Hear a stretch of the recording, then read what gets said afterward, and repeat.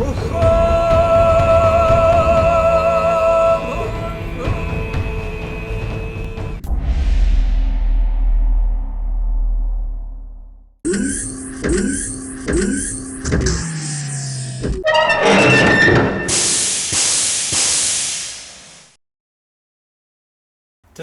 I'd like to talk to you about a quick tool touch-up. Now I've got a nice tool cutter here, got bench grinders, all that type of thing, and occasionally you're on the lathe and you're cutting away and you're making several items and the surface finish may start to deteriorate or tool point may be reduced, and you want to just touch up the tool. Now this is different to a big overhaul, rework of the tool, but just to touch it up. So you may have the old-fashioned raised tip types. You young guys probably never seen these before. And you'll be cutting away. And if the tip chips, yeah, I've got the tool and cutter, I can use that to set it up. But the trouble is, it's not always set up to do the tools. You can have it dedicated to only be a tool sharpener, but once you have it, you'll find that by the time you've got to change it all around, half a day's gone just to sharpen your tool. Instead of tip types, they've sort of replaced the need for these, but you've got these laying around. Or you may have high-speed steel. Many times you put double-ended high-speed steel. You see there's a boring bar, smaller holes, larger holes, and you'll just want to keep a nice sharp edge. And when you try doing it on your normal wheel, it's okay. Then sometimes some people aren't. But wouldn't it be nice if you could have it razor sharp, honed finish in a matter of seconds? It's a dream. So instead of having a big tool, expensive tool and cutter, have something smaller.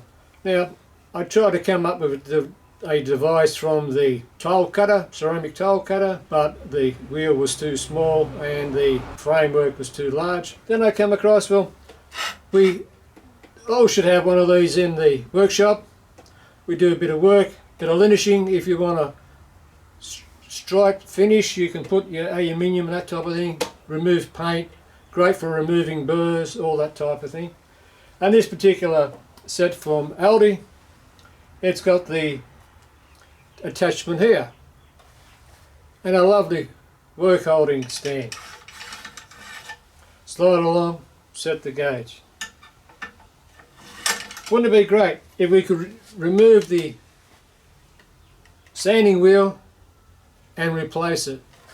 Now normal grinding wheels are quite thick, so that wouldn't be appropriate, plus might give us that honed finish. So imagine if we could just remove the sanding wheel and there was a 3000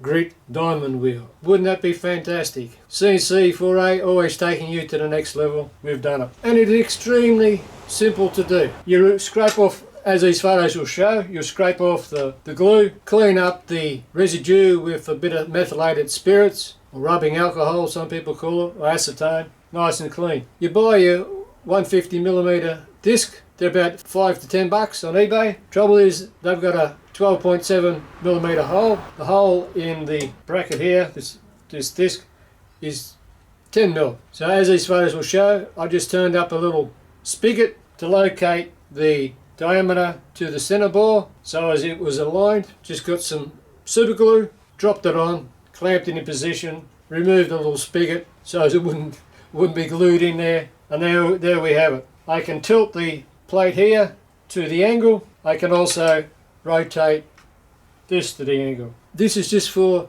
touching up the tool, not a big grind, so you'd go on the other grinders, rough it out, then come back here and do your final grind. Even though the disc off this machine was turned and bought at the same time. Like most castings, especially die cast, it runs out, that sort of thing. But we're only doing a light touch-up. How well does it work? It works fantastic. We switch it on, set your angle up,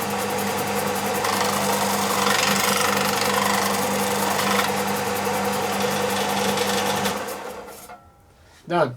Mirror finish, razor sharp. You'll see there's a worn part on the tip. That is to be ground first. So this is just a sample, show you. So it does the steel and the ceramic, the carbide, no problems. What about high speed steel? Again.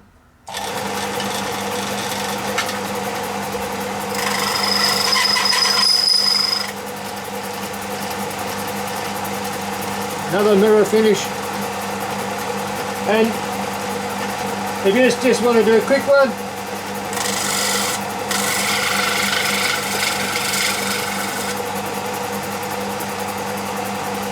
there's another nice finish.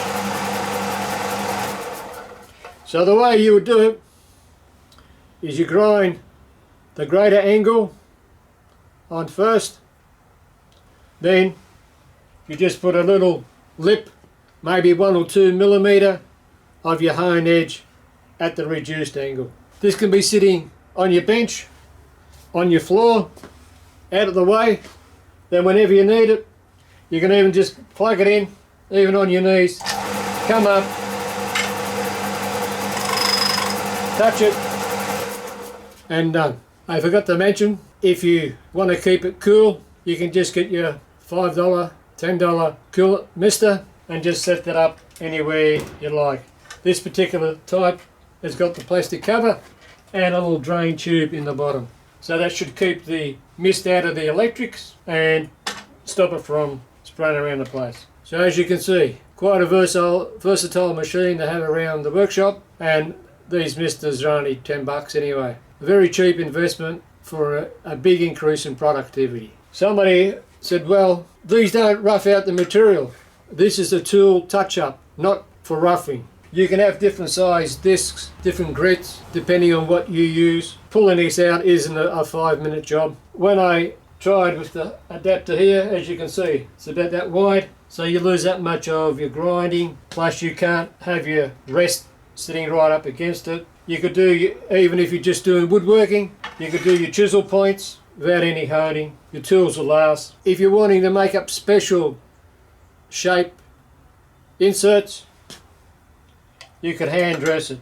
You might be cutting softer materials so you can rough them out. Even if you just don't touch the top, grind the rough edge first on the other side of the grinder, then come back and do your 1mm lip.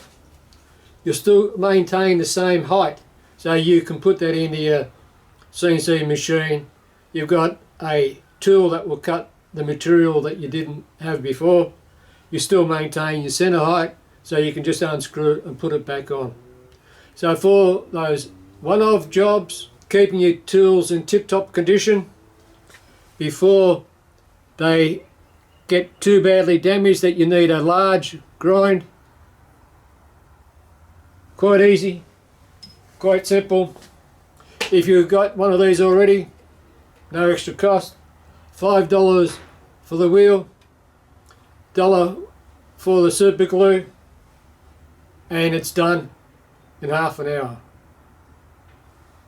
How can you have a more productive half an hour in your busy day? So, as always, thanks for watching, and I'll catch you next time.